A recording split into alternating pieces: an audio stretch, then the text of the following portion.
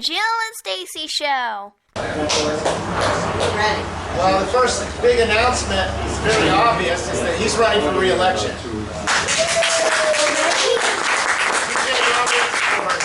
State Representative, District 66. There you go. Thank you. And thank you, Steve. And that's a district that Steve knows well. He's my immediate predecessor. I think he did a terrific job as state rep. I think he did a terrific job in his first term in the state senate, getting 2 bills entirely across the finish line. Absolutely. I'm going to steal your thunder and talk about your bills first. Oh yeah, we'll talk about each other's. Yeah, let's do it. So the first one is Senate Bill 84. Is everyone in the room familiar with Chevron deference? So Chevron is a legal doctrine that required courts to just give unlimited deference to administrative executive branch agencies. If you do not like the administrative state, if you think that the ATF, the 3-letter agencies are out of control, enacting rules that bind you that your legislators never voted on, Chevron deference was what was allowing them to do it. Where they were taking extremely vague statutes and saying, well, this statute clearly means this, so we're going to make these new rules that's going to cost you money, that's going to forfeit your constitutional rights. Well, Senate Bill 84 got rid of Chevron deference at the state level. It makes clear that the legislature writes the law. The administrative agencies are there not to rewrite them. They're there to enforce it as we wrote it. And the courts are there to exercise their independent discretion to ensure that the will of the legislature is enacted as our Kentucky Constitution demands. We got rid of it through a Supreme Court decision at the federal level, but the reality is that here in Kentucky, your government should have more of an impact on your day-to-day life than the federal government should. Right? That's what the 10th Amendment exists for, to make sure that you have true local control. And I'm sorry, I don't trust the congressional delegations of California and New York to know what the cultural day-to-day norms in Kentucky are. So when we're talking about regulating the public morals and the actual things around community organization, I trust the Commonwealth and I trust the local governments a whole lot more than I trust the federal. So this was a very good step in the right direction. There we also have... I've been told it's a very consequential piece of legislation for the time period especially, because you've got justices that aren't so conservative anymore. So our Supreme Court's going to be 4-3, probably not conservative. And then they would defer to the agencies, which are lifetime bureaucrats, unelected bureaucrats, for their opinion about what the law says. That's not what we want.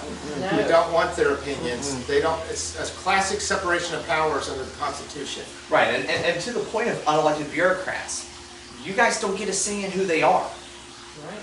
Many of them are tenured for life. They're not subject to the will of the people.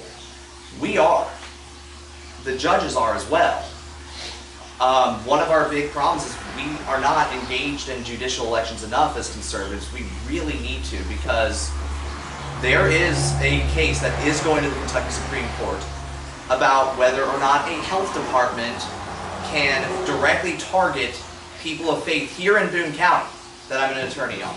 There was a direct targeting of religious individuals and their objections to mandatory vaccines that resulted in a school in Boone County being shut down. This was pre-COVID, by the way. This was in 2019. It's still being litigated, but that Supreme Court is not a friendly venue.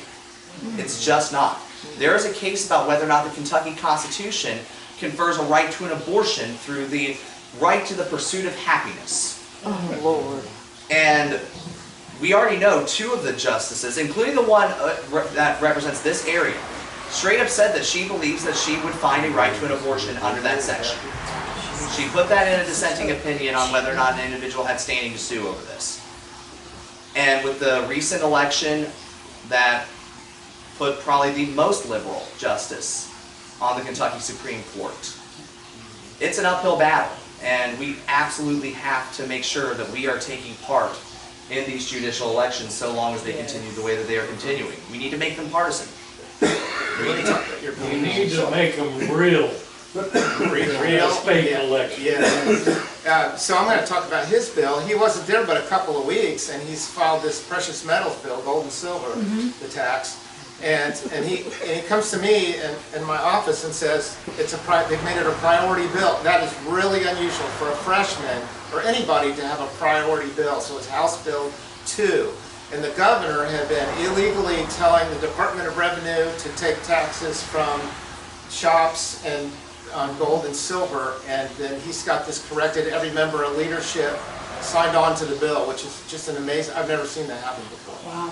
Yeah, and that was just it wasn't so much of a tax bill itself. Steve Doan was the one who got that bill through in 2024, getting rid of the sales tax on gold and silver. Then the governor decides to just ignore the law as he normally does when he doesn't like the law. Right. Illegally collects taxes from you. So we get House Bill 2 to ensure that separation of powers is upheld, because the legislature, we're the ones that set tax policy, and we decided gold and silver is money. It is the one true form of money according to the United States Constitution. It's Article 1, Section 10. And we don't tax US dollars. We don't tax other currency trades. Why should we tax gold and silver, which is the one true money? So this was about protecting separation of powers as well, ensuring that the legislature, the people's branch, the ones that are actually subject to the will of the electorate, actually have a say. So House Bill 2, I think, was just, to use a pun, it's the gold standard of protecting separation of powers to ensure that we really are respecting the will of the electorate. And how many states already have this? Like 47? We were the 47th to get rid of it. So Right. most states do not Slow. tax gold and silver. So the tax was already eliminated in 24, and then what was the? Then the governor claimed to do a line item veto Yeah. of this, because we put that into our revenue bill from the budget session in 2024. It was House Bill 8.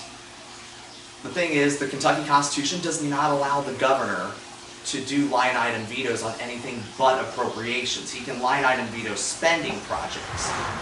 But for him to say that a tax bill is a spending bill is to imply that the money that you are forced to pay is his money to begin with. It's not. The government doesn't have its own money. It's money that they have taken from you to fund their specific projects, and that's why fiscal conservatism is just such an important issue for me. Hopefully you'll see that in 2026. I'm gearing up on multiple areas on the budget. One of the first issues is we don't actually vote on the overwhelming bulk of the spending. 91% of fiscal year 2025's spending is in what's called the base. Right. The budget doesn't spell out where that money goes. So we only really voted in 2024 on 9% of this year's spending. 91% was not subject to the will of the people that you guys voted in. 2026, it's going to be better. It's 83%, so 17%. We at least vote on 17%, but that's not Why enough. aren't we voting on the other percent? It's just the common practice. It's a convenience thing, and for far too long, the legislature has just deferred to the executive branch and largely let them do whatever they want, and it's time to stop that. Amen. We have an executive branch that is openly hostile to every value that the people of Kentucky hold near and dear. And I'm saying it right now, I will not vote for a budget bill that contains a base. It's not happening. And I'm going to be asking my colleagues to join me on that pledge as well, because zero-based budgeting is one of the top missions. But also, we really do need to dive into waste, fraud, and abuse and make sure that we are cutting spending enough, because we are trying to eliminate the income tax. There was a bill that allowed for lower increments on elimination. I voted against that because I think we need higher increments. It should not be half-point increments. We're at 3.5%. It needs to be 0. We have a balanced budget requirement, something that the federal government needs to have as well. That would be nice. But So last year, we didn't meet the 2 targets, so they didn't lower the rate. So this year, we did meet the target, so we lowered it, which was great. It was our first vote, but you voted against it. I voted for that. Yeah, it went from 4 to 3.5. So then Jay Williams was the one that suggested what Indiana is doing. If they don't meet the target of 0.5%, he said, why can't we do 1/10 or 2/10 or 3/10? Why are we getting nothing? Right. You know, we just didn't meet those targets, so we got no decrease. So that was his philosophy behind that. Right. So he was the one that came up with that idea. Yeah, and I love Jay. My thing is that we are basing our income tax elimination upon revenue growth. I think that's one part of the equation that we should look into, but I think another equation should be spending cuts. Yeah. We take government spending for granted when it's not our money, it's your Right. money. Right. Are you, any of you in Jay Williams' district? He really tried. Yeah, you are. He really tried. We had battles during caucus meetings and about spending, and he had all kinds of amendments, and he kept getting knocked down. Yeah. So he did try in that respect. Aren't you looking at the same thing with taxing districts? In other words, we've got unelected people taxing us. Yeah. Let me You give mean you. like the library? This isn't answering your question directly, but we're having this back and forth with the governor and his agencies. They're not cooperating. When we have a bill that has a potential cost, they do a fiscal impact statement, and it's nonpartisan. And now we're getting these from the governor's office, so the nonpartisan people might say that it's going to cost 25 million, and the governor's office will say it's 65 million. Well, that was never done before. I'll give you one example with Senate Bill 2, prohibiting taxpayer funds for being used for transgender surgeries in prisons. Yeah. In So, prisons? Yes, and that's what he was so doing.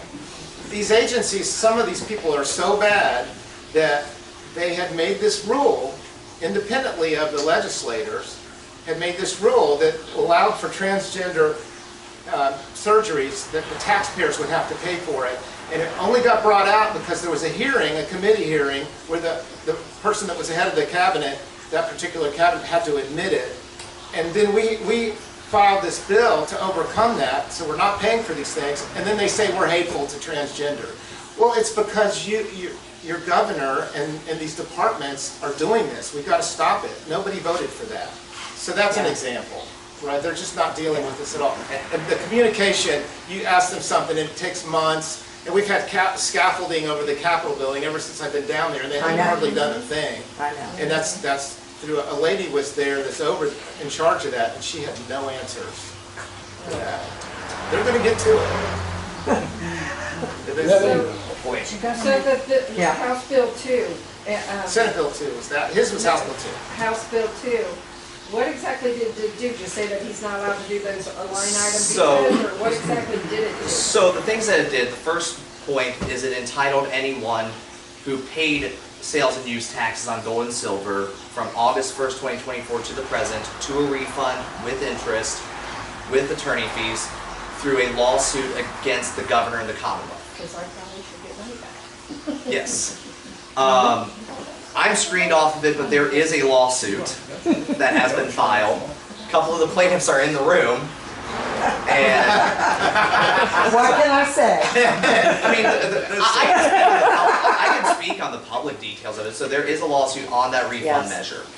It also reaffirmed that provision of statute saying this is a legitimate tax elimination. So no matter what, that gold and silver tax is gone. It also, though, allowed for an action for a violation. If the governor continues collection, you're entitled to not only that refund, not only the attorney fees, not only the interest, you're also entitled to $1,000 per day taken out of the governor's budget or the governor individually. It's joint and several liability, as well as the Department of Revenue head and their department. So This is a lesson learned. On a lot of the past bills, there was no consequences, no fines, no prison time, no misdemeanor, no felony. They just said you can't do it, and people do things like the school districts. They do it whatever they want anyway. So that was He put teeth brilliant in to the get bill. that in That's there, nice. to make sure that was Yeah. Right. part of it. I don't believe in enacting legislation unless there's teeth in the bill. Right. Yeah. Right. I just don't. Because if you're not going to enforce it, well, what's the point in actually adopting the law? We're wasting the people's money at that point. Well, years ago, it worked. Well, But anymore, it doesn't years work. ago, we had a governor who had somewhat of a respect for the lawmaking process. Yeah. Yeah. So this is a class action, right? It is a class action. So people can, I'm just telling if anybody else bought any. Yep. They can join in, or how does that work? So Because I have people asking me. I'm going to speak in general terms because I'm not I quite know. sure what stages of the litigation it's in. Under class action, anyone who is similar to the plaintiffs in that action are part of the class once the class is certified by the judge. Okay. So in the event that you have paid taxes on or after August 1st, 2024 on gold and silver, you are part of the class, assuming it is certified. So, Good. Well, let me brag on Miriam Proctor. She got her squatters bill through, and that also was Really? considered Yes, she did. a priority bill. The leadership agreed. I mean, she lobbied and worked for this and tried to build relationships, because we had a tough time our first 2 years. You're probably aware of that. And she worked it hard, and she got House Bill 10 through it. So I had the honor of hearing it in the Senate, and I have an example for you. Someone who knows Carl, I won't mention his last name. Carl has a friend in Utah, and this guy had parents in California who passed away. He went to the house in California, and there was a man living there. So he called the authorities, and they said they can't do anything. So they can't do anything, and so later on, I don't know the whole story and the facts, but he went into the house at one point to try to get the guy to leave, and he was the one arrested. Yeah. And so, I remember reading that. and so in the end, what happened was he paid the guy off, and I don't know how much, but he had to pay the guy to get out. So we got that settled here now, settled case law, settled statutory law thanks to Mary Ann. She met with law enforcement and all the different groups, and it really helps law enforcement because they know clearly what they can do, and they won't get in trouble for doing the wrong thing. So they know how it works. It's all laid out. right, and to speak a little bit on House Bill 10 as well, I'm extraordinarily thankful to Representative Proctor for running that bill. Most of the work I do is civil rights law, affirming constitutional rights, but also I do evictions. I do cases where I represent landlords. I can speak from experience where these landlords have actually wound up with squatters in vacant properties. It is a whole lot easier before House Bill 10 to remove someone who actually has a contract than someone who doesn't. You're allowed to modify your notice period. So suppose Steve is a landlord, I'm a tenant, he wants me gone. The contract could require 7 days notice for me. If I'm a squatter, it's now 30 days. And you have to wait for that 30 days to lapse before you can file anything. Then it takes about 2 weeks to get a court hearing, at which point they're given 7 days to vacate. And if they don't vacate, you then have to move the court for a writ of forcible detainer, warrant for possession. And at that point, it gives 5 days to the sheriff to actually get them out. And that doesn't even begin to describe the actions to make sure that if these people damaged your property, that you can actually recover in order to get that fixed, in order to truly make you whole. The amount of income you lose off of this, it's insane. I had a squatter case once where we couldn't figure out who the guy was that was occupying the house. It took the better part of a year. So where realistically speaking, with a tenant that doesn't pay their rent, I can get them out in about 21 days. You know, so this was a basic property rights protection. If you don't have property rights, you don't have any other rights. Your rights come in from your ownership of yourself and your property, right? And your right to defend those. House Bill 10 was critical in making sure that the right to property was protected in the Commonwealth. Was there any bills where y'all felt that you wanted to, where you did vote, let's say, differently than the Republican majority? Or were you pretty much aligned, or you speak to that? Were there any times when you were, so Thomas Massey's notorious, right? Yeah. Yeah. Was there anything on a state level where you felt the need to kind of step out? Tangent point is that 70 to 73% of the times the bills we voted on with the Democrats were nonpartisan. So not a lot of them are, we work with the Democrats a lot more than you'd think, because it's just things that need to be updated or revised or clean up bills or problems we both acknowledge. But as far, we had examples of voting against the Republicans. Yeah, Senator Schickel is known for a no vote. He's Mr. No. So I was trying to follow his footsteps. But actually, early on, we had all these bills. It's like, I don't feel convicted enough or principled enough to vote against it. It's a fine. good deal. It's So- just fine. So did you run into that? I did. Later on, I voted no There- at the end. Yeah, and it was more toward the end as well. Yeah. There were quite a few that I actually ended up voting no on that members of my own caucus voted for. Actually, one of the bills was only Republicans voting against it. The Democrats voted for it, and a bunch of Republicans did, and that's House Bill 664. Look, I believe you should drive safe. I don't think you should drive like a maniac in a construction zone. But I also don't think that speed cameras that are only calibrated one time a year are an accurate means or a constitutional means to enforce it. Unfortunately, the majority of the legislature disagreed with me, and the governor signed it. You know, if the governor signs the bill, It's usually bad. it's a good indicator. You know it's a really good bill if you have to override the governor's veto. Yeah. I voted no on it too. So what it does is, at the start of a work zone, it'll read you the radar, and then the cop is at the other end of the end of the work zone. So it's only when the cop's present, and so it reads it in front, and then he catches them in the back. It's much less bad than what it has been in previous iterations. Yeah. That said, an officer is not monitoring the camera itself.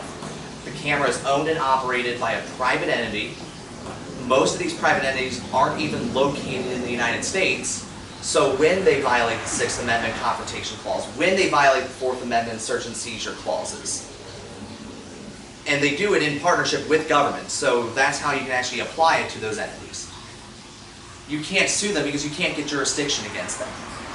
Yeah, their product is here, but they themselves aren't. In fact, the lobbyist who got a very similar bill for speed and red light cameras in Ohio, by the way, he's currently sitting in federal prison for extortion and bribery. Nice. Oh. Not the most savory people that are the outside lobbyists for me. The biggest concern is the video footage, right, and the storage of it, and who owns it, and how long it's maintained. And they'll tell you it's maintained for 30 days, but It never is. yeah. They never actually follow those laws. I can put in the perfect privacy protections on these speed cameras, but because the companies, those big tech companies are not subject to this jurisdiction in the United States, what obligation do they have to actually follow it?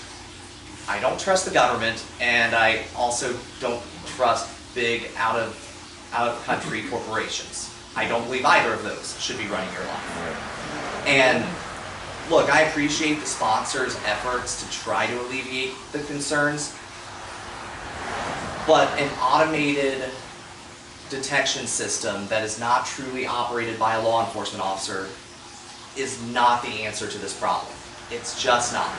And Trojan horses always start out very, very small, almost benign. Yep.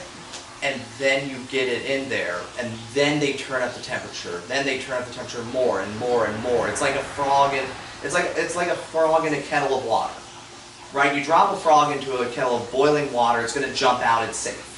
And I've seen that the short years I've been down there, they come back, and they come back, and they come back until they get what they want. Steve, what is it? You said 72% what? Would you say that again? Nonpartisan votes that Completely unanimous. are non-controversial votes. Yeah, it's the 28% that gets the news coverage. So the speed cameras are law now? Yeah. They're allowed to do it? That's what I thought.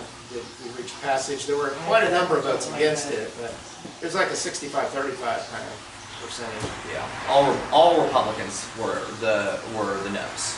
Yeah. And Since they're the majority, then how did it pass? I'm sorry. If the Republicans are the majority, then how did the Democrats get this through? It was The Republicans got through. it was That's what he's saying. Republicans and Democrats. And it was an example of 3 years I've been down there. The first year, they held it back and set it aside. Second year, same thing. This year, it went through, and it was advocated by someone who was a state trooper at one time. Right, and look, I like the bill sponsor as a human being. I work with him. He's good people. I have voted for his bills before. Yeah. That being said, that one was just a bridge too far for me, and that's one of those issues that I think was worth fighting on, especially because one of my big questions, the first question I ask when I'm reading a bill is it constitutional? I don't think this one is. I don't think it's going to survive in federal court. Good. The unfortunate thing is, though, the federal court challenge is only going to be able to come once someone is ticketed in violation of the Confrontation Clause of the Sixth Amendment. So I think our no votes were almost always against other Republicans. The Democrats didn't vote no with us. I did right, vote- generally. I did vote against the Democrats' bill. Yeah, There that's were- what I mean, we're on the yeah. other side of them. Right. Well, it was remarkable that a Democrat got a bill Yeah. because we're an 80-20 Republican state. Right. And look, he was a nice guy, and again, sat to talk about bills that are seemingly benign. It was a price control bill on EpiPens. Any economics students? So, supply and demand really drives the market. If you create a price ceiling, saying you cannot charge more than this, if that price ceiling is lower than what the market rate is, you're going to have more people in demand of the product than what a supplier is willing to supply. So my concern is that when you do this, you are running the risk of a shortage of EpiPens. And I want EpiPens to be available because if you have an allergic reaction that immediately demands the use of epinephrine, you won't live if you can't get that EpiPen. And I get that there's affordability questions.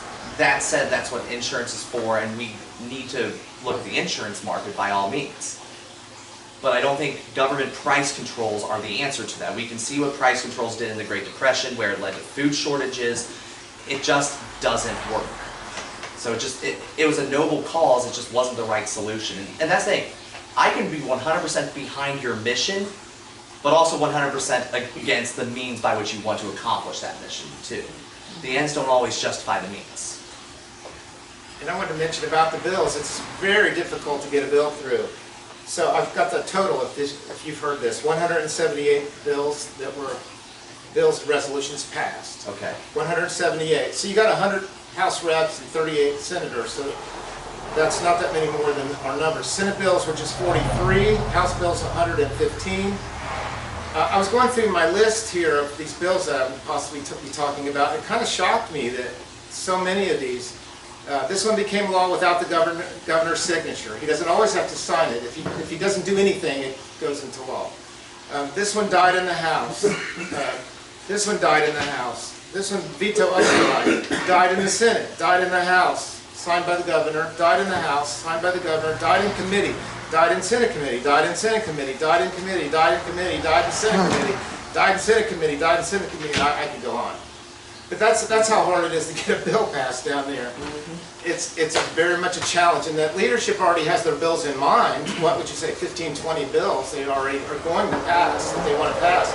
So for us, we're fighting, scrapping tooth and nail to try to get something done. I beat you on something though just the other day. I got the #1 bill request, BR1. It's during the interim that you file your bills. Unfortunately, there's no pre-filing where the public can see them. Unless you upload them. yeah, upload them so people can see. But I got bill request #1, #10, and #11, so I beat him to the draw. Now, I did submit a bill request, but the House is being slower with the enrollment of all the Senate House is too, bills. they're holding them though. Yeah. They're holding them. So, I submitted a bill request as well, and this is over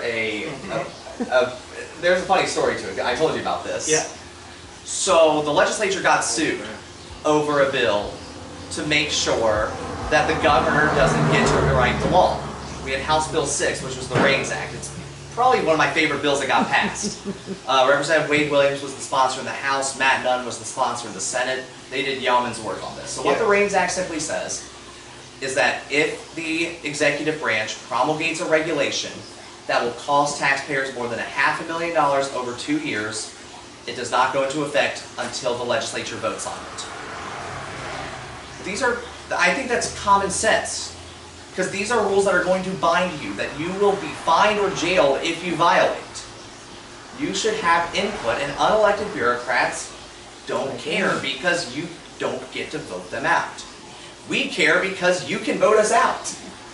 And the governor, in his infinite thirst for power, decided to launch a lawsuit, directly personally attacks me for saying that the legislature is the most powerful branch. Well, we are. We write the laws. That makes us the most powerful branch. And James Madison agrees with me, that if you've read the Federalist Papers, that it's essential to a republic that the lawmaking branch be the most powerful. It's intentionally designed that way because the executive branch is so prone to excesses. They're prone to endless wars. They're prone to administrative regulations that the people would never tolerate. So we tried to take that authority back, and the governor attacked us over that, sued us. So I submitted a bill request because the governor maintains it's unconstitutional for us to amend our laws to rein in the governor's authority on regulations. KRS Chapter 13A is the statute we enacted that allows the governor to regulate at all. So I submitted a bill request to completely repeal KRS Chapter 13A and completely take his toys away. I like it. Yeah, kind of a shame Damon Thayer isn't there, even though I'm okay that he moved on. I was gonna say. But his number one priority was going against the governor. You know, every bill that he He's been could, whatever replaced. could go against the governor. Yes, so he's replaced him. Hopefully in a few ways, in that way. Bill? Who did you replace? I replaced him, but apparently I'm Damon Thayer's replacement in terms of the governor's number one enemy. Yeah, Damon Thayer worked hard against me, and Lindsay Tishner said, "Steve's a nice guy. Why aren't you?" And he said he defeated my friend Ed. I mean, come on. Who has it? Oh! Me? Oh, We that talked doesn't about, count. we talked about how hard bills are to get through. How many bills have we, bad bills, have we stopped? I can talk about one that I stopped, and the last day before veto override period. There was a bill that was actually quite innocuous, Senate Bill 153. It was just simple medical reform, just streamlining the process. Great bill. It gets over into the House's hands, and at the very last second, there's a committee substitute that would have brought in the 340B Medicaid program. Look, there's a lot of benefits to 340B, notably just discounts on generic drugs and refunds that are designed to go to patients, but it doesn't actually go to patients. It goes back into the hospital's hands. It's a corporate handout, essentially. But there's really, really bad stuff in 340B without major guardrails. Could 340B result in lower drug prices? It could if we were dealing with good actors. I don't think we are. But even assuming that, there are states that have brought in the 340B program that have righteously banned abortion, that have righteously banned the use of tax dollars for transgender medical care. And we're a state that did that now through House Bill 495, thank God. But mifepristone and mifepristol are eligible drugs under 340B. The abortion pill. Yeah, the abortion for warning episode. Yeah. No, oh, those are just straight up abortion pills. Okay, all right. Yeah, so those are eligible for 340B. Yeah. There are transgender treatments that's eligible for 340B.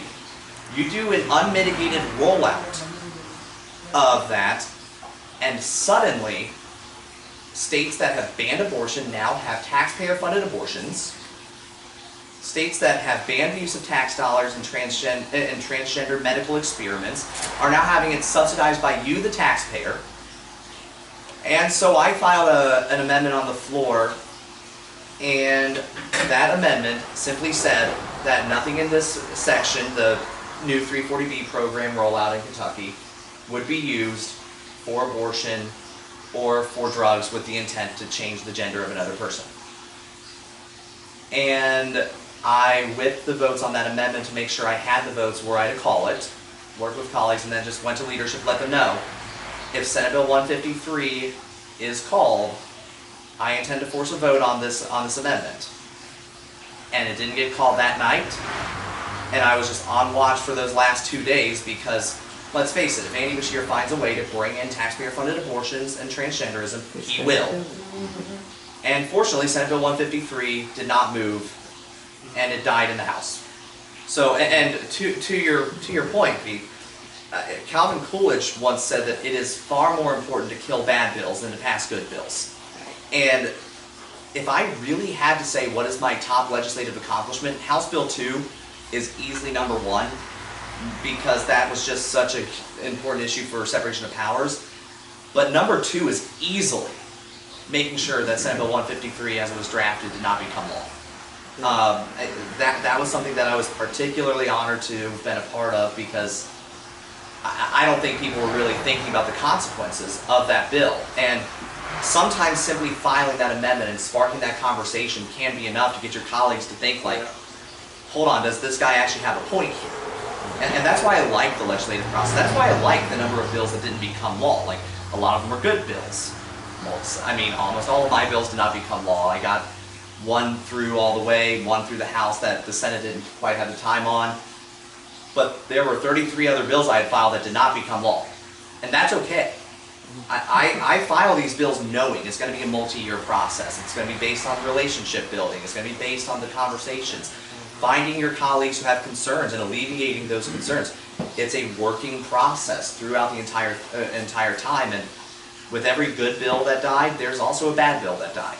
So I'm okay with that being the process. And instead of necessarily looking at it as an inherently adversarial process, part of what you're pointing out is you could also look at it as, I'm here to do a service for all of us, because Yes. we all have a lot to consider.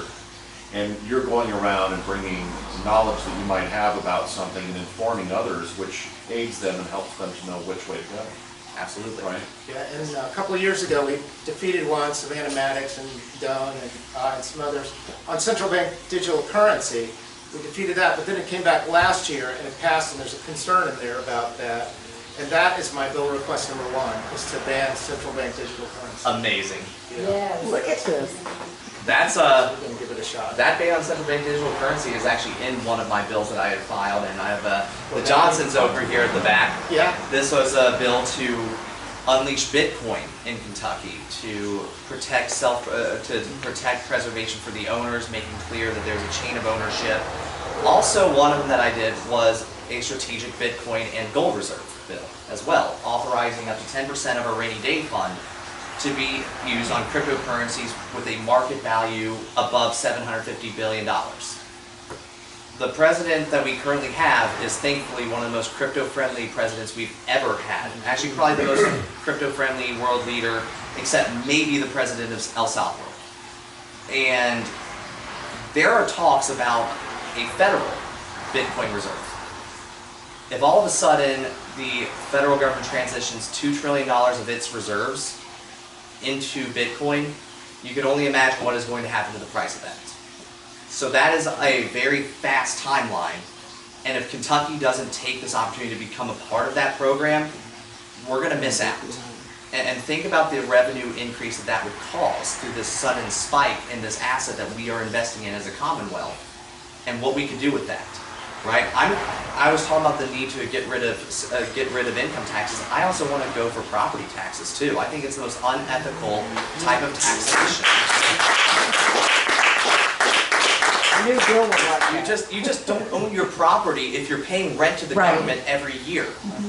You know, it particularly is evil for those on fixed incomes. It's to try to make them keep up with the rising property values. You can't ask them to make that payment. Consumption-based taxes is a much better way of doing this because at least you're making that affirmative purchase, where we're discouraging ownership with property taxation. We're discouraging productivity with income-based taxation. Both of those types of taxation are anathema to the free market.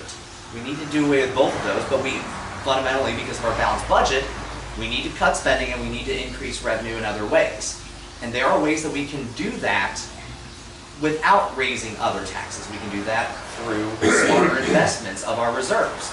We can do that through deregulating, getting rid of outdated regulations that hamper business, that stop you from pursuing the American dream. We can do that by encouraging home ownership so people have a greater stake in the Commonwealth. Because if you're renting, you're going to vacate. You're not going to be there ultimately. With ownership, you have this incentive to make something better for yourself and for future generations, right? And so that's one of those things of why I fundamentally believe that that's a valuable mission. And I threw in banning central bank digital currency into the bill just to do that. Hey, TJ, can we actually re-ratify the 1891 amendment to get Section 2 of the Kentucky Constitution? It talks about life, liberty, and property, which Thomas Jefferson, that was his first goal, was life, liberty, and property. Without that, we have no life, liberty, or property. I'd love to do that, and I agree we should. The one problem that I have in terms of just re-ratification of a constitutional amendment is you need to have a court that will give it effect. I have no doubt that the Boone Circuit would give it effect, but I have every doubt that the Kentucky Court of Appeals or the Kentucky Supreme Court would right now. Right. So that it's a good thing to do, but what the effect would be, yes sir. We've talked a lot about Governor Beshear. Is there anybody on the Republican side with prospect of winning the governorship? And why do you have 80% control of the legislature and have a radically That's a good question. anti-liberty And Democrat? Bashir has a 68% approval rating in the last I poll, don't buy this. supposedly. I don't buy that. They Okay. never asked my opinion. I can't buy that. Yeah. It's probably the university students Yeah. who are not citizens of So the I- state. And our registration has flipped substantially more Yeah. Republican now for Yeah. the first time in history. Thank you, So Biden. here's a question. Here's an interesting question. In which year did the Republican nominee for governor get more votes? 2019 or 2023? And I'm talking about the regime results. I'm not necessarily taking a statement. 2019. Yeah. The Republican nominee in 2019 got more votes than the Republican nominee in 2023. There wasn't as much excitement in 2023. By the way, Bashir got fewer votes in 2023 than he did in 2019 as well. And Daniel Cameron beat him in votes There was when he also- was running AG. Yeah. There's a heavy correlation between, in the public eye, between the Republican nominee and Mitch McConnell too. And I think that- Yeah. I've heard too that people are more concerned, McConnell's moving on, you know.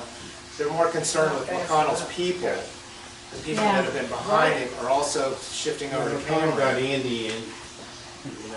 And Yeah. and here's your and that's your problem is that we had a drastically low voter turnout for Republicans because 2023, by the way, was the first statewide race where there were more registered Republicans than there were registered Democrats in Kentucky history. It's the first time that we had a governor election. We had no excuse to lose that, but a lot of it was there wasn't much ground game. So There- the other problem, TJ, and we're seeing it in Boone County here specifically, is that although the registered Democrat voters count is going down and the registered Republican count is going up a little bit, the group that's growing the most and it's growing Independents. exponentially is the independent. Exponentially, yeah. Yes. Oh yeah. Exponentially. And that's something and that is something to factor because notice that I said it's the first time there were more Republicans than Democrats. I did not say a majority of a majority of registered voters are Republicans. But also odd numbered years. Republicans, we have a problem of not showing up to vote in odd numbered years, and even when we show up, we have an even bigger problem where we just vote straight ticket Yep. and walk out. And if you do that, you're not participating in your school board races. You're not participating on constitutional amendments. You're not participating on Judges. judicial elections. Yeah. Right. And so for Democrats, they live, eat, and breathe politics. That is their whole thing because those institutions of power are essential to their ways of life. We have faith, we have family, we have community relations that largely let us live in many ways without the government being every part of our life. We need to keep that, but when it's election season, we need to vote like every single one of those institutions has the ability to wage war on our way of life because they have that authority and they have waged war against our way of life. We are in a fight to preserve Western civilization, and people love to say the barbarians are at the gates, but that's not true. The barbarians are beyond the city wall. They are in the city. And we as conservatives and Christians and constitutionalists, we need to acknowledge that reality. Have you noticed anything, have you all noticed anything about leadership and what part of the state they happen to, maybe is more represented? Have you thought about this? The Senate, 3 out of the 5 leaders are western, around Bowling Green area. 3 of them live there, and it's not balanced. Not at all. The House is more balanced. It's more balanced. Louisville usually controls. The closest to leadership Northern Kentucky has is we have the Senate A&R chair, which if you're the Appropriations and Revenue chair, you may as well be legislative leadership because you're the one largely in control of the budget bills as they come through. So we have Senator McDaniel, who's the chairman of the Appropriations and Revenue Committee. Yeah, very powerful. So that's but at the same time, Northern Kentucky, we do have the Northern Kentucky Caucus. There's 16 seats that are in the Northern Kentucky Caucus. 15 of them are Republicans. I'm gonna try to make it 16. He barely won. 30 votes was the difference, by the way. If the Republicans would have done more work and supported his opponent more. 30 votes was it. This was Campbell County. Campbell I had County. I missed that. What did you just say? In Campbell County, House District 67 is the only district that is Northern Kentucky Caucus that is a Democrat. He only won by 30 votes. Is that Fort Thomas?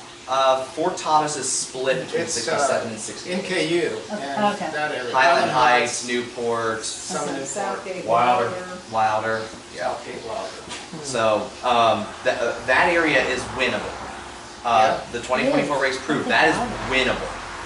But not all Republicans are conservative. Right. Correct. But that being said, the Northern Kentucky Caucus, I think, needs to create a united front to make sure that we're punching above our weight class, because we don't have an actual formally elected member of leadership representing Northern Kentucky. Now look, Northern Kentucky, we absolutely punched above our weight class this session. Whether it be killing of bad bills that would hurt Northern Kentucky, getting things in through the amendment process, Steve's bills, my bill, Mary Ann's bill. We punched above our weight class. Boone County really punched above our weight class. And I hope to continue to do that, and I hope to make Northern Kentucky's voice even stronger. National groups too, like Goldwater Institute, Pacific Legal, they help us with some of the conservative bills, and they said we knocked it out of the park this session. Not Northern Kentucky, but Kentucky. How do you mean Goldwater help? Do you mean in drafting, or you talk, or lobbying? Goldwater Institute does, like for Chevron deference, that's where my original, they have model legislation. Okay. So you start with that, and then it goes through a process, and it's a lot of changes. It could be 12 different variations or revisions. So the staff council and the Senate made changes, then it went over to the House, and then they have to put their mark on it and make changes.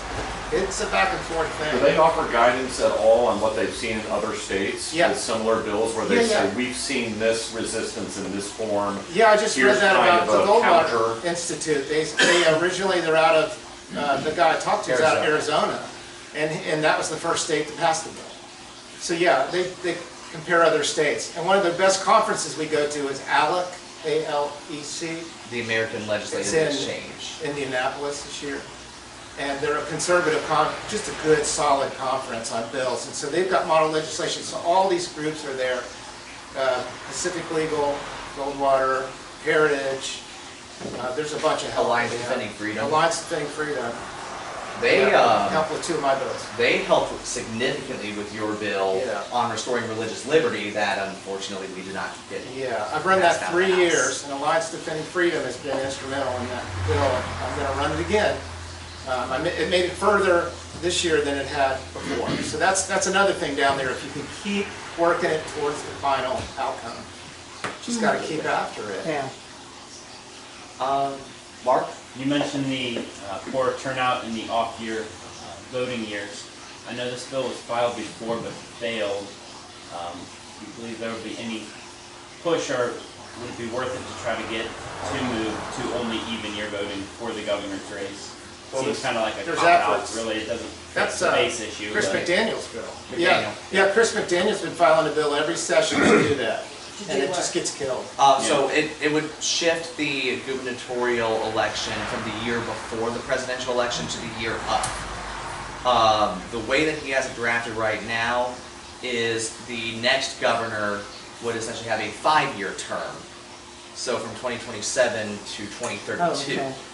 If the bill would If the bill would get through.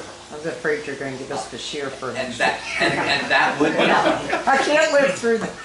It saves substantial. I will say that now strategically putting it that way Yeah. would actually be a way to guarantee that it passed on the ballot, because you just put up True. billboards on Louisville and Lexington, give Bashir another year, vote yes on Amendment 1. That's a good Without them idea. realizing that by doing that they make sure that there will absolutely never be another Democrat governor in Kentucky. Which kind of an interesting trade-off, especially because Andy Bashir is going to be running for president in 2028. We all know it's coming. Oh, yeah. He's not going to Such win. a lightweight. I look forward to watching him lose. I know, it's going to be great. It's going to be great. And an assortment. Actually, I was hoping he was gonna be Kamala's running mate, so he could go through Oh. the meat grinder man. Oh, wouldn't that have been He great? would have It would have been It would have been great. that would have been the end of the Bashir legacy. Yeah. Because who all saw that debate between J.D. Vance and Tim Walz? Oh, yeah. I mean, It was hilarious. J.D. Vance is He's remarkable. amazing. Oh, yeah. Oh, he And is. just to put it on the radar, I'm also the president of Northern Kentucky Young Republicans. J.D. Vance is the first Young Republicans member to be an elected official in the White House Oh, wow. since Richard Nixon. Wow. That's So cool. the rising tide of young conservatives is a Yeah. great cause for In optimism. Ohio too. He's one of us. Yes, What's Yeah. his name? J.D. Vance. No, I mean he's in Moreno. there now. What? Moreno? Moreno. Moreno. Yeah, he's one of us. Oh yeah. Yeah. He's not YR eligible, but Yeah. he's great. He's The too old. fresh blood that we got Wow, with clever. Bernie Moreno, He is good. he's awesome. And He the is people good. that he has surrounded himself in terms of staffing, a former board member of the Northern Kentucky Young Republicans is his Southwestern Regional Director. So Oh, wow. it's pretty great. Has anyone here met Evan Nash? No, he comes to events every now and then. Really good dude. Seen him, but I haven't really met him. Yes, sir. And slightly change the topic, but it's related. We were under tyranny with the COVID jab, Yeah. and there are several states that have already passed the legalization of over-the-counter ivermectin and hydroxychloroquine. And there are several other states that are trying to pass that. We need to get that because the World Health Organization, and I like Robert Kennedy Jr., but he's going against a monster in that department. And we need to get those drugs We've had bills. legalized. We've got to bills. You protect had you. one, didn't you? I was the sponsor of the Yeah, bill to yeah, legalize over the Yeah, we're counter. trying, but those kind don't move up. They don't move ahead. I mean, and let's face it. So let's think about the committee Gotta process. keep pushing it. Pharmaceutical lobbyists? So we made Yeah. we made a huge advancement Yeah. in the House rules. We were the only state in the nation where bills get filed and never got referred to committee. We got a House rule change that made it to where no matter what, your bill will get referred to a committee. And my bill made it to the House Health and Human Services Committee. And you could, Health Services, it's now Health Services. And Big Pharma runs it. Yep. Big Pharma has an extensive lobbying network. They spent $1.4 million to keep me and Steve out of office in 2024. They guarantee you they spent hundreds of thousands of dollars to keep medical freedom bills like legalizing over-the-counter ivermectin from becoming law. The Hospital Association, they claim we're losing the rural hospitals. We need this. We need the 340B. But yet their top lobbyist makes almost $1 million. Yeah. Yeah. So they've got tons of money. But Karen Campbell's running it again. She didn't lose by what, 30 votes, was it? 84. 84, that's right. So we gotta get her in, guys. By the way, that Omega for America, Yeah, I've got in front of you, yeah. they also track dark money. Oh, we They did, yeah. They what? Dark money. One of the bills I got to carry, John Hodge and I worked on, is House Bill 45, And it's foreign dollars in our elections. Right. So there's this Swiss billionaire who thinks that we should be more progressive. So he gives millions of dollars to ballot issues, because you can't do it with candidates, that's already the law. So this is a little glitch that they do it for ballot issues. So on the pro-life constitutional amendment the year before, they had 585,000, I think, was given to fight for a no vote. So anyway, we got that passed on Hodgson's bill. So it's another good one. That was a good one, yeah. I'm gonna open it to our host, which I totally forgot to thank. We have Patrick Chop Ratliff, the owner of Goodies Pawn and Firearms.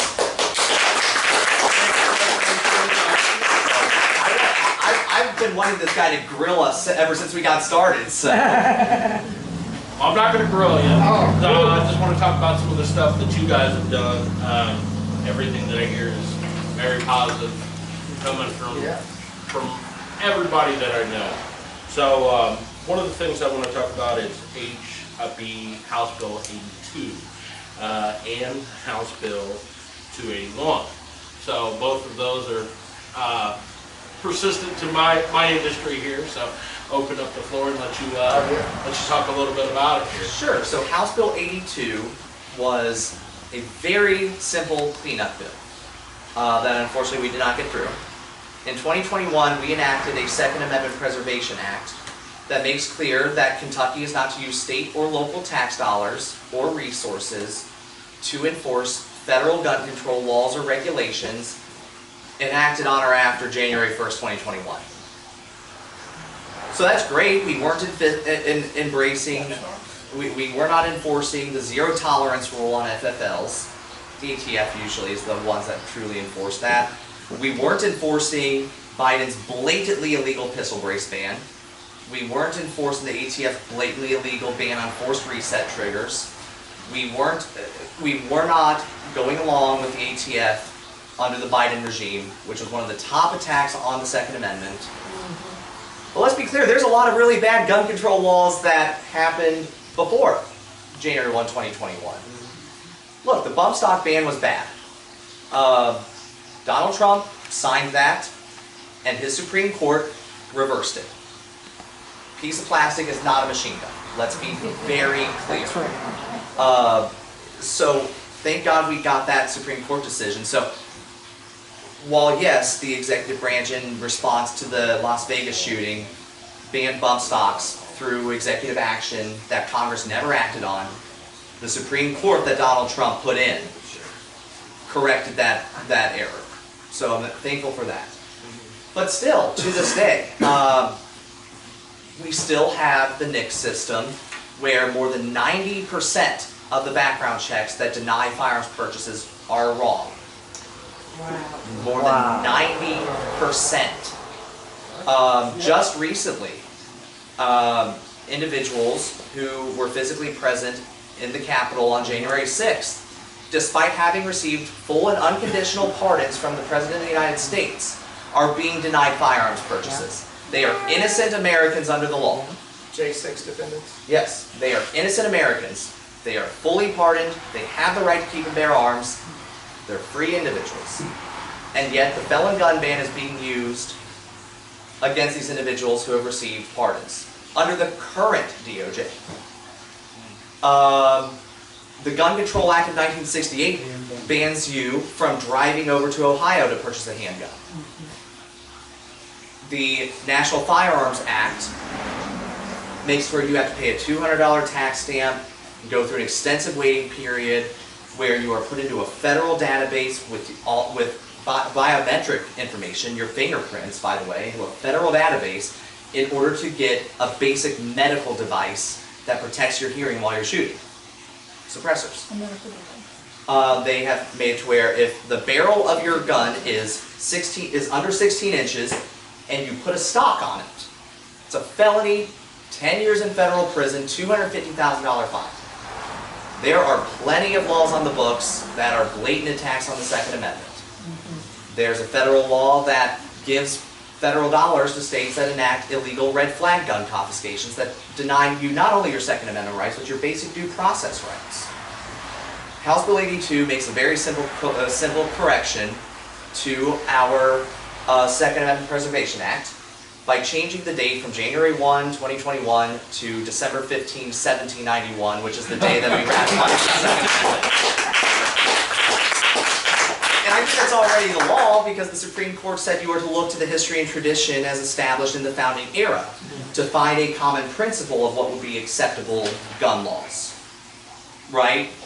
There were certain types of felonies, fundamentally violent ones: murder, kidnapping, rape, treason, arson, kidnapping, burglary, robbery, piracy, counterfeiting. Those types of felonies, back then, yeah, you did that, the government would probably kill you, but if they kept you alive, they kept you in prison for the rest of your life.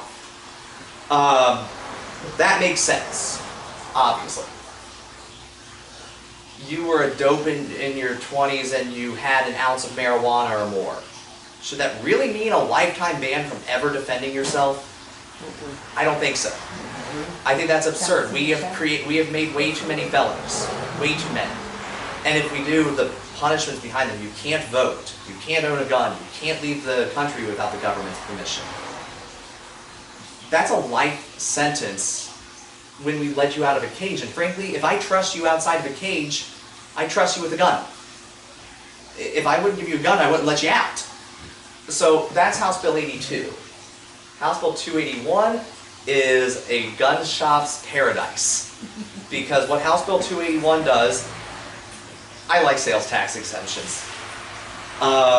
This bill repeals the sales tax on pretty much everything even somewhat related to the Second Amendment. Your guns, your materials, your parts, optics, triggers, ammunition, holsters, safety devices, training courses as well.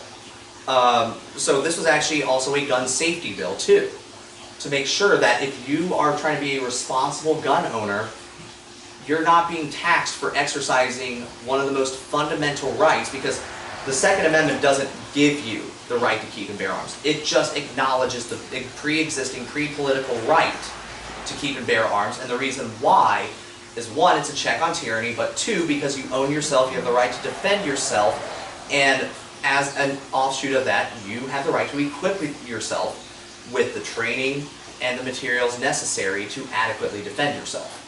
I don't believe in taxing constitutional rights, so that's why I introduced House Bill 281. Nice. Thank you. That reminds me, red flag laws were what we killed Bill last session. There was a senator who's gone now, I won't mention his name, but we killed that right away at the hearing, Yes. at the committee meeting. And Could you explain the red flag law for those of us who aren't experts? sure, so a red flag law is when an individual makes a request to a court saying that something you have said, something you've done, makes you fundamentally dangerous to yourself or to others. And the court, without you being there, without you even having notice of this, no opportunity to be heard, no opportunity to confront your witnesses, as the Sixth Amendment guarantees, no opportunity for really anything. The judge just signs off on an order, and law enforcement then comes to your house and takes your firearms. I could accuse him of being mentally incompetent. Right. Come take his gun. Yeah. Well, there might be some validity to that claim. I mean, all the ex-wives that are mad at their husbands. Yeah, that's Political that's an opponents. That example. happens, Yeah. political opponents, yeah. So, I can tell you Neighbors times, mad at like, each other. I can specifically list off times in Indiana and Maryland where red flag laws have been so heavily abused they have gotten Americans killed. Wow. Yeah. There was a time in Indiana where an ex-wife put in a red flag report on her ex-husband, and police were banging on the door at 4:30 in the morning. This gentleman has no idea that there's a proceeding against him. You hear someone banging on your door at 4:30. What are you going to grab when you go to the door to make sure that you're safe? Yeah. He had a firearm in his hand. He opens the door, doesn't point the firearm, but in the presence of the firearm. Look, I don't blame those officers. They did what they thought was necessary because they thought that this individual was about to shoot them. They killed him. It's a bad law, and it is horrendous. Red flag laws are an abomination. When I'm talking political opponents, there's a possible First Amendment violation there. Second Amendment, it speaks for itself. Fourth Amendment, it's search and seizure. Totally unreasonable, just based entirely on hearsay evidence. Did you see Pam Bondi said some things in that direction? Yes, and Which was very concerning. Well, let's talk about that, because in Florida, Pam Bondi once did a red flag order on the parents of a 12-year-old because the 12-year-old threatened to beat up a teacher. What? And the argument was, well, if the kid will threaten to beat up a teacher, and if the parents have a gun, he'll steal the gun and shoot up the school. It's absurd. It's absurd. And that was Florida Attorney General Pam Bondi, who is now the Attorney General of the United States. Talk about a downgrade. Matt Gaetz should be the United States Attorney General. That whole debacle was just shameful. But I also have a bill about that. It's House Bill 83 that bans red flag orders because, unfortunately, red flag confiscations are happening in Kentucky even though we don't have a codified law. And it's through ex parte emergency protective orders. And it's going to get a cop killed too. Yes. These are dangerous to law enforcement. These are dangerous to the gun owners. But right now, family courts are signing off on a piece of paper that specifically invokes 18 U.S. Code 922G8, which is the federal ban on those with domestic violence restraining orders. The problem is 18 U.S. Code 922G8 requires that you have notice. You have an opportunity to be heard. You can go and confront your accusers. The full due process protections are there. So at least on that area, okay, that makes sense. And there also has to be a direct finding that that person is a danger. These little slips that these judges sign off on, hand out like candy on Halloween, do not make those requirements. There's no notice requirement. There's no opportunity to be heard. There's no fact finding that these individuals are dangerous. So we have red flag laws in Kentucky. They're just not codified by statute. That was a bill this session. I had a bill to get to, so there was a bill on that. There wasn't a bill to push it, was it? There's a bill that in some ways expanded EPO practice, but in other ways narrowed it, and that was House Bill 96. I voted for the committee substitute because it significantly narrowed the bill, and then I worked to kill it on the floor, and luckily it was never voted on the House floor. Okay. So House Bill 96 was the bill. So I was doing what I considered to be essential damage control, because there were instances in House Bill 96 where mere speech alone would be sufficient to get an EPO. And also at the time, I don't do family law, by the way. Family law attorneys get shot too often. I don't want to get shot. I love the work family law attorneys do, but my goodness, that is the most dangerous area of law to practice. Wow. And I sue the feds. So, and I'm saying That's that a little intimidating too. it is. It's the Does third most Kentucky have dangerous. any anti-swatting legislation? You know,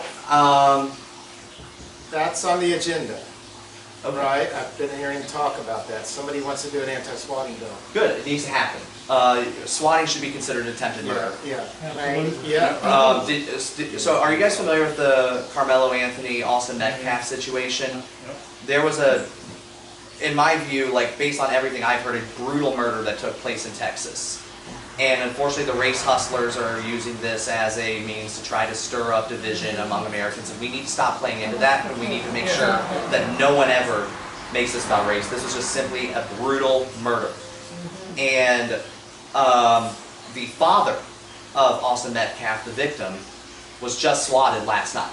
Yeah, Oh, no. after he showed up. Oh, no. So, you know, luckily he wasn't there.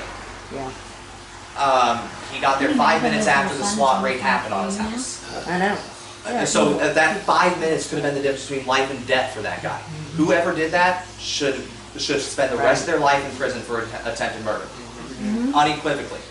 I agree. But also with further types of issues that don't necessarily kill people but ruin people. I had a bill that I introduced that's just on my heart to discuss. You know, Deuteronomy teaches us that when one is accused, that the judges are to inquire, to look into the allegations, to see whether they're valid or not. And if they find out that it's a false accusation, that that accuser knew to be false, that they are to get the punishment that the accused would have gotten. Right now, If you make a false allegation in a police report that results in proceedings against an individual, whether it be administrative or judicial, it's just a Class A misdemeanor. So I did introduce a bill that makes it to where if you make an allegation of a felony, you are to serve that same class of felony. You accuse someone of a Class D felony, your false accusation that by the way, you knew was false. The jury would have to find beyond reasonable doubt you knew it was false when you made it. Like This isn't just that you were mistaken. You got the wrong guy. Yeah. Right, you have to know it's false. You accuse them of a Class D felony, your false allegation is a Class D felony, all the way up. So Class D felony, Class C felony for Class C, Class B for Class B, Class A for Class A. You knowingly falsely accuse someone of murder. Well, I think Deuteronomy has a pretty wise teaching there that you don't even have to be a Christian to agree with. I think it's just basic wisdom, by the way. I'm curious about what you said about EPOs. I'm not aware of EPOs having, as an inherent component, weapon seizure provisions. Is this something that you're suggesting that perhaps is an exercise of judicial discretion? So the administrative office of the courts puts out the form. That AOC form, I'm not referencing the dumb congressman. When I say AOC, I mean Administrative Office of the Courts. It specifically invokes that statute, and it's put into an online database that renders you ineligible. Is it a must or it's a may? Is it It's judicial must. discretion?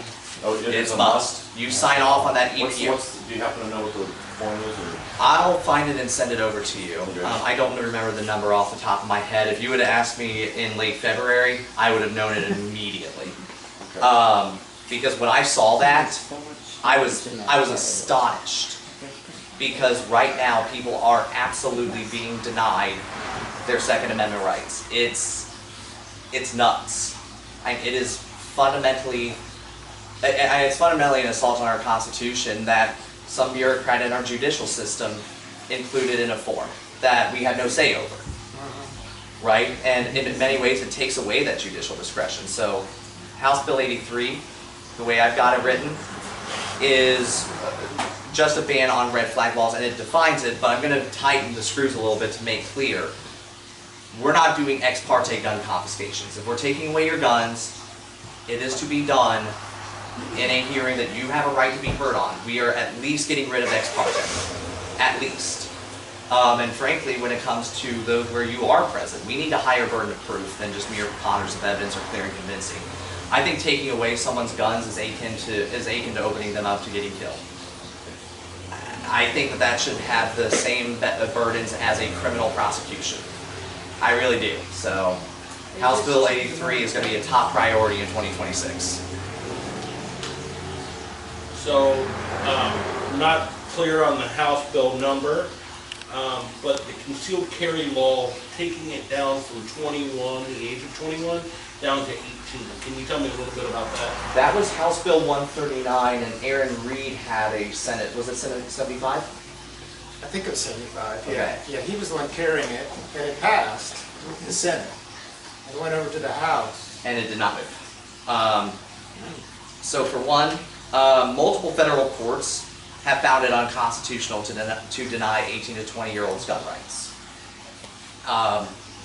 And a federal court in Tennessee did just that as well, which shares the circuit that Kentucky is in.